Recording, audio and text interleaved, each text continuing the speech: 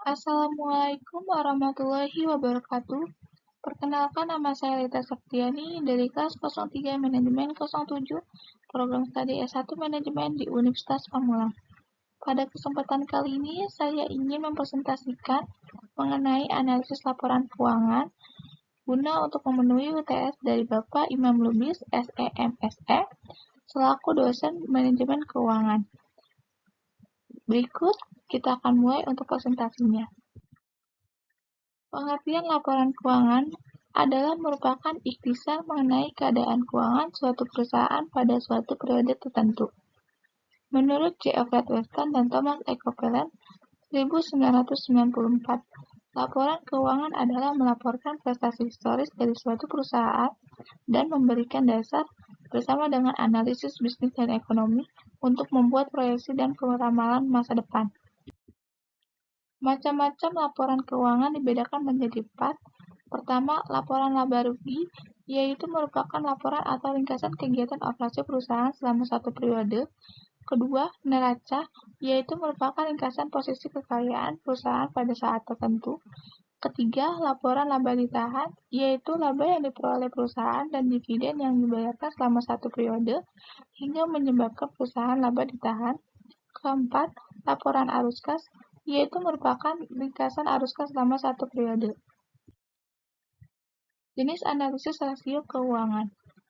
Berdasarkan sumber dibedakan menjadi 2. Pertama, perbandingan internal atau time series analysis, yaitu membandingkan rasio-rasio finansial perusahaan dari suatu periode ke periode lainnya.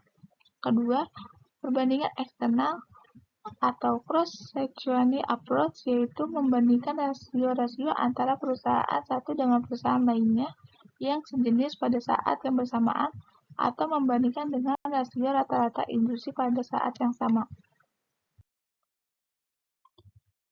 Jenis-jenis rasio dibedakan menjadi 4. Pertama, rasio liquidity, yaitu rasio yang menunjukkan hubungan antara kas perusahaan dan aktiva lancar lainnya dengan hutang lancar.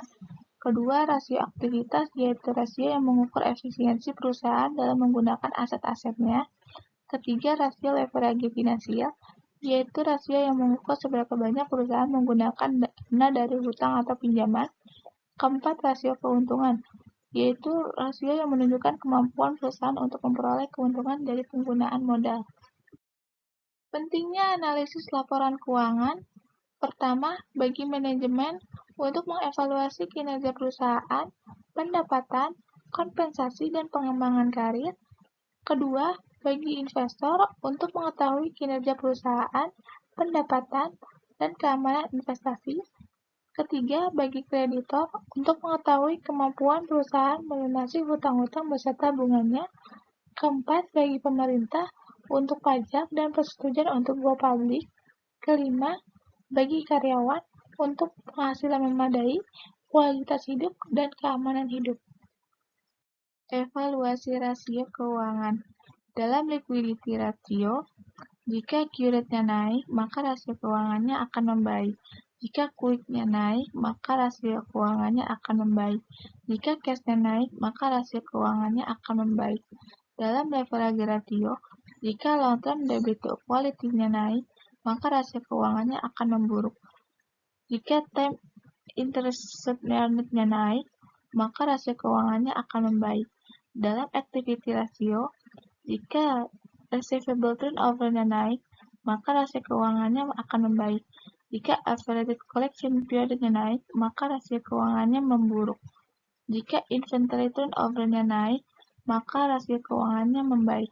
Dalam profitability ratio, jika gross profit margin-nya naik, maka rasio keuangannya akan membaik. Jika turn on asset-nya naik, maka rasio keuangannya akan membaik. Dalam market value ratio, jika dividen payout-nya naik, maka rasio keuangannya akan membaik. Jika price earnings-nya naik, maka rasio keuangannya akan memburuk. Keterbatasan analisis rasio keuangan. Pertama, perbedaan metode akuntansi yang dipakai untuk menyusun laporan keuangan. Kedua, penjualan perusahaan yang bersifat musiman. Ketiga, kesulitan untuk menentukan jenis industri apabila perusahaan mempunyai berbagai lini produk. Keempat, perusahaan dapat melakukan window dressing. Demikian penjelasan materi dari saya. Kurang lebihnya mohon maaf. Semoga bermanfaat. Saya akhiri. Wassalamualaikum warahmatullahi wabarakatuh.